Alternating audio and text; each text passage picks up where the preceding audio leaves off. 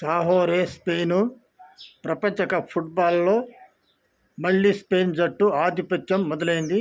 2010 సంవత్సరంలో తొలిసారి ప్రపంచ కప్ టైటిల్ గెలిచిన తర్వాత సీనియర్ స్టార్లు రిటైర్డ్ అవ్వడంతో పుష్కల పాటు వెనుకబడిపోయిన స్పెయిన్ 2024 యూరో టైటిల్తో ఫామ్లోకి వచ్చింది.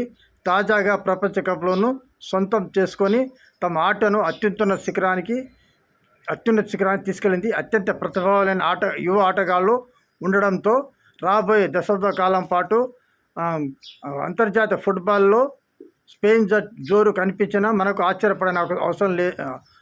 ఆశ్చర్యపడనక్కర్లేదు.